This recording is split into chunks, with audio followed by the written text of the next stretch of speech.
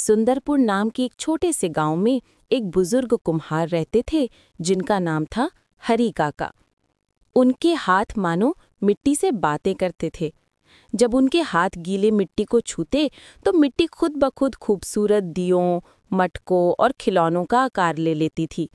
हरी काका का मानना था कि हर बर्तन में जान होती है, लेकिन जमाना तेजी से बदल रहा था। गांव के लोग अब शहर से लाए गए प्लास्टिक के जग और स्टील के बर्तनों को ज्यादा पसंद करने लगे थे। वे सस्ते थे और चमकदार दिखते थे। धीरे धीरे हरी काका की चाक यानी कुम्हार का पहिया की गति धीमी पड़ने लगी।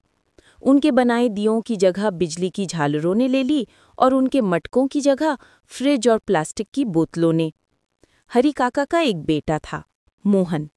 मोहन अपने पिता का बहुत सम्मान करता था, लेकिन उसे इस काम में कोई भविष्य नहीं दिखता था। काका, वह एक दिन बोला, अब इन मिट्टी के बर्तनों को कोई नहीं पूछता।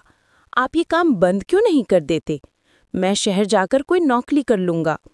हरी काका बस मुस्कुरा दिए और बोले, बेटा, ये सिर्फ मिट्टी नहीं है, ये हमारी परंपरा है। इसकी जरूरत कभी खत्म नहीं होगी।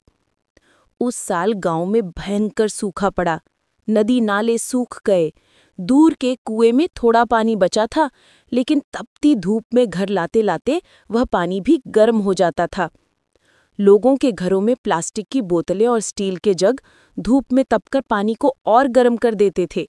लोग ठंडे पानी की एक एक बूंद के लिए तरस गए। तब हरी काका ने अपनी पुरानी चाक को फिर से घुमाना शुरू किया। उन्होंने दिन रात एक करके बड़े बड़े मटके यानी घड़े बनाए और उन्हें अच्छी तरह पकाया। उन्होंने गांव के चौराहे पर एक बड़े पेड़ के नीचे 10-12 मटके रखवा दिए और उनमें कुएं का पानी भर दिया। दोपहर की तपती गर्मी में जब लोग प्यास से बेहाल थे, तब किसी ने झिझकते हुए उस मटके से पानी पिया। पानी पीते ही उसकी आंखें आश्चर्य से खुल गईं। पानी एकदम ठंडा और मीठा था, जैसे अमृत हो। उसमें मिट्टी की एक सौंधी सी महक थी जो रूह को ताजगी दे रही थी। देखते ही देखते पूरे गांव की भीड़ उन मटकों के पास जमा हो गई। शहर से लाए गए फ्रिज का पानी भी उस मटके के पानी के आगे फीका था। मोहन ये सब देख रहा था।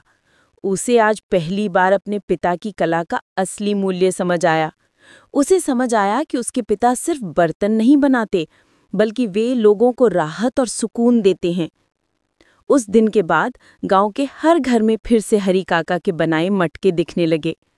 अगली दिवाली पर लोगों ने बिजली की झालरों के साथ साथ हरी काका के बनाए मिट्टी के दिए भी जलाए। मोहन ने शहर जाने का इरादा छोड़ दिया। अब वह गर्व से अपने पिता के साथ चाक पर बैठकर मिट्टी को आकार देना सीख रहा था।